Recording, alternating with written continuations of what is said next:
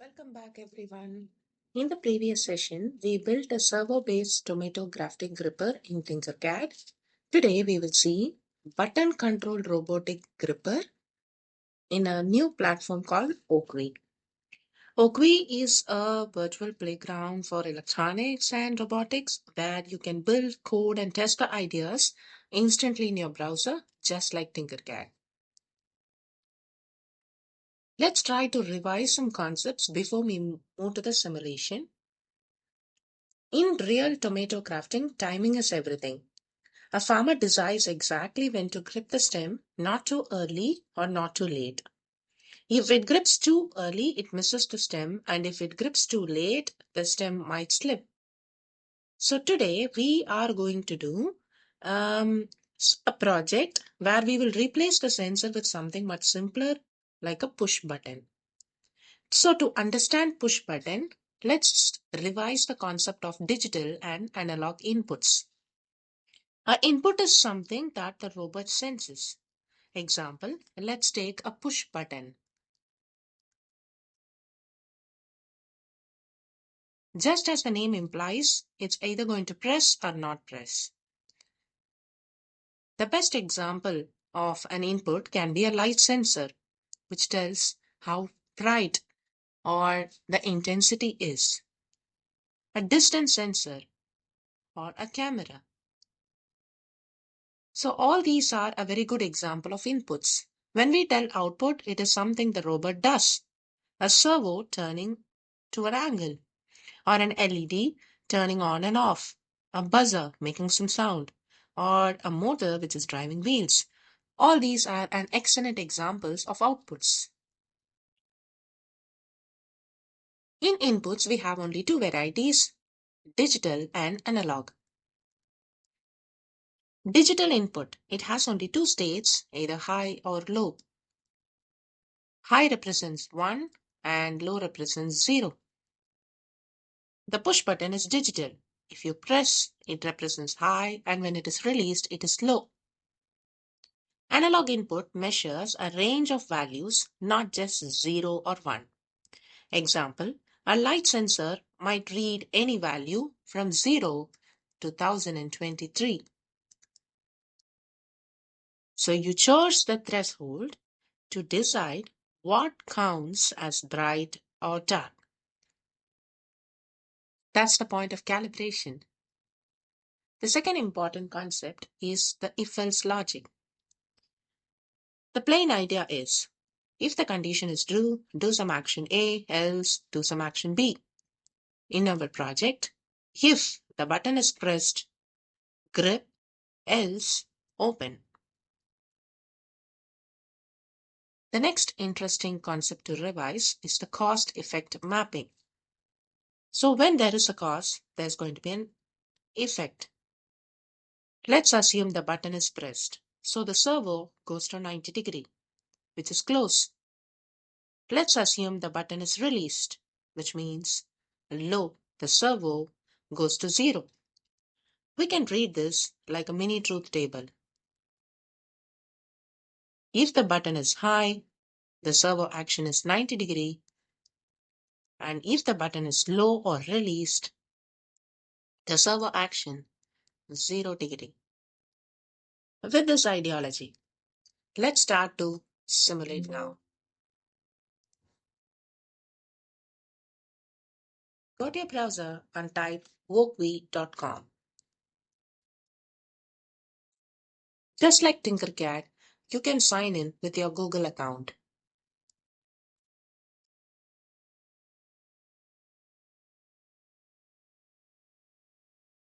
We have a lot of options here: Arduino Uno, ESP32, STM32, and Pico boards.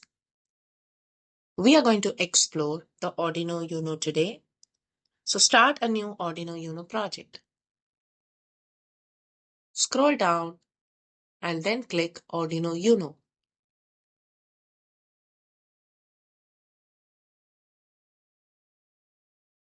Let's code first and then try to give the connections.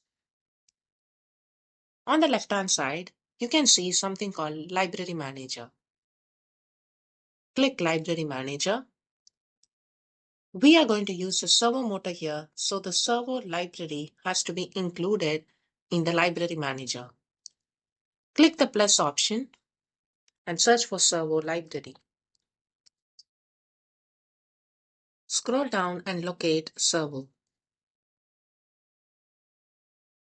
Now open sketch.ini file. Let's start to type the code now. Just like Tinkercad, Wokwi platform also supports the various header files. We need to ensure that you're opening the library manager and including that library. So let's start the code. Hash include servo.h. This gives the Arduino a special tools for controlling the servo motors. Next, we are going to create an object called gripper. The object can be created with servo gripper. So servo gripper. This indicates that we have created a servo object in the name of gripper. Next, I'm going to use a push button here, and I assume the push button is connected to pin 2 of the Arduino. You can connect to any of the pins. Int button is equal to 2. So the meaning of this line is a button is being connected to pin 2. Next comes our void setup. In void setup, just like our previous class, we are going to connect the servo motor to the Arduino in pin 9. In order to do that, we give the command gripper.attach.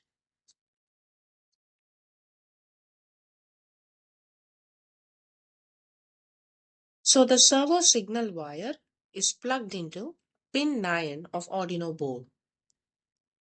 Next, we are going to use an input push button. So inside the void setup, it's time to configure that button is being set as input. Pin mode button comma input. The meaning of this line is the button is being set as an input device. Arduino board works on the instructions being given by the human. So we need to tell the Arduino board what are the input and output devices we are going to use in our project. So we are planning to use a push button here and then set that as input. So inside the void setup, it's always correct to give pin mode button comma input. With this, the setup configurations are done. Now it's time to go inside the void loop. In the void loop, we are going to check some conditions. If the button is pressed, the gripper closes to 90 degree. If the button is not pressed, the gripper opens to 0 degree. This is the logic which we are going to follow. Let's start the code now. If digital read button equal to high,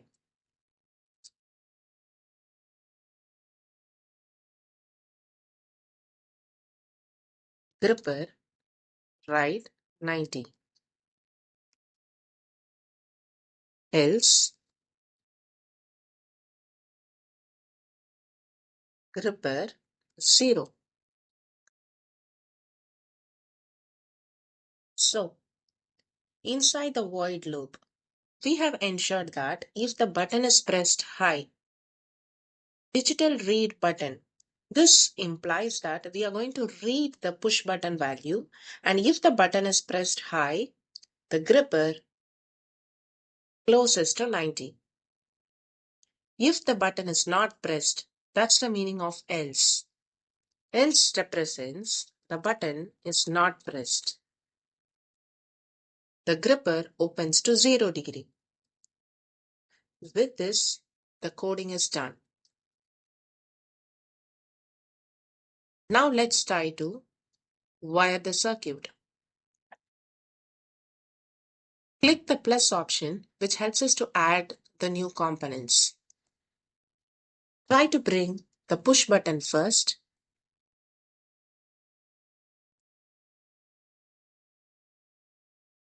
The second important component is the servo motor.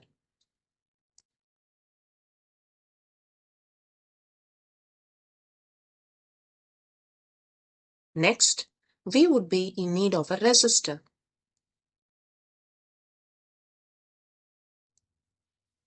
Let's start to give the connections.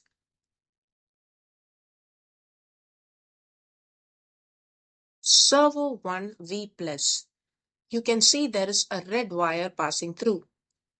So this red wire is being connected to 5 volt.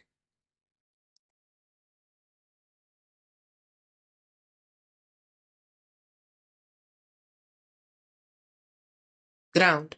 The ground of the servo motor is connected to the ground of the Arduino board. I'm giving a pause then and there so that you can do it along with me. Signal. This orange or yellow wire is the signal pin of the servo motor being connected to 9th pin. You can see in the code gripper dot attach 9. You can connect to any of the digital pins. Now let's talk about the push button wiring. Push button, the opposite legs should be utilized always. One leg of the push button, we are connecting it to pin 2. The reason is because in the code you can see in button is equal to 2. So we are connecting one leg to pin 2, which is plus 5 volt.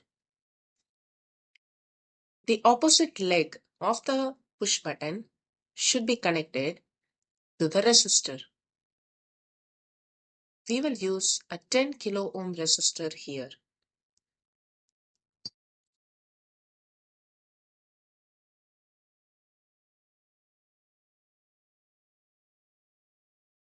The other end of the resistor is being connected to the ground. With this, the connections are done. Why do you want to use a 10 kilo ohm pull down resistor here? This is an important concept. When the button is not pressed, the resistor pulls the pin down to low. When the button is pressed, the pin goes high. Without this resistor, the pin would float, meaning it might randomly switch between the high and low. So this would make my servo motor jump unpredictably, which is the last thing we want when gripping a delicate tomato stem. That's the reason why we always use a 10 kilo ohm pull down resistor here.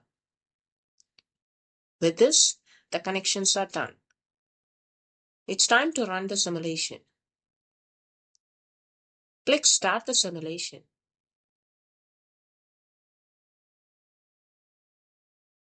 Press the virtual button. If pressed, the servo rotates to 90°, indicating grip. And when you release it, the servo turns to 0°, indicating open.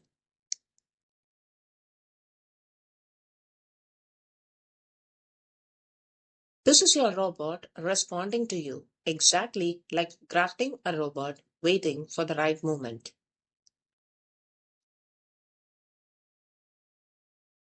We learned how a robot uses inputs and outputs. A button is the input and the servo movement is the output here. This connection between the sensing and action is the foundation of all robotics. I hope all of you have understood the session too.